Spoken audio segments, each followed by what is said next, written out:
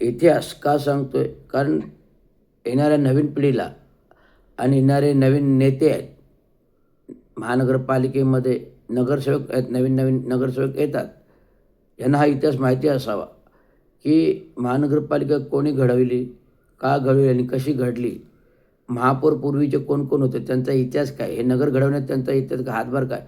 हे सगळं इतिहास माहिती व्हावा. देवगत कामगार नेते चांगो शिंदे यांनी कामगारांना सक्षम करण्यासाठी म्युनिसिपल क्रेडिट कोऑपरेटिव्ह सोसायटीसारखी बँक उभारली.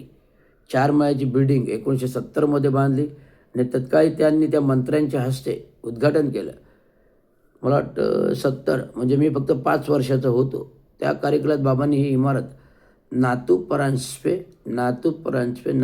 ह्या मराठी विकासकाला घेऊन या मराठी विकासकाकडून त्या काही प्रसिद्ध नातू परांजपे होते ठाण्यामध्ये विकासक बिल्डर. त्यांनी ही म्युनिसिपल क्रेडिट कोऑपरेटिव्ह सोसायटीची इमारत बांधली आणि आज ती इमारत धोकादायक असल्यामुळे तोडली गेली. नव्याने इमारत बांधायचं प्रयोजन त्याचं काम सर्वेक्षण रवींद्र चांगो शिंदेकडे आहे आणि रवींद्र चांगो शिंदे यांचं योगदान म्हणजे बापाचं जिथे योगदान लागलं तिथेच मुलाचंही योगदान राहणार आहे हे सांगू इच्छितो. आता भूखंडात जवळ जरा तो अतिक्रमण काढायचं आहे. अतिक्रमण काढलं की लगेच ते सर्वेक्षण करून आता आपण मागे लागतोय. हे सर्व दुर्गम इतिहास आहे आणि कामगार प्रकल्प करताना बँक तर दिलीच, पण कामगार चळवळ आंबेडकरी चळवळ पण घडवली. 1981मध्ये बौद्ध धम्मचक्र प्रवर्तन समिती संस्था रजिस्टरमध्ये हात येते 952 स्थापन केली. भलं मोठं बुद्धिवार दिलं आणि 1981-82मध्ये भली मोठं संपूर्ण समाज एकत्र करून भली मोठी मिरवणूक जयंती केली चांगो शिंदे. तेव्हा काही नगरपालिका महानगरपालिकेच्या तर्फे जयंती व्हायचे नाही, पण जे जे काही द्यायचं होतं समाज घडवायचा होता बाबांनी केला, समाज एकत्र केला.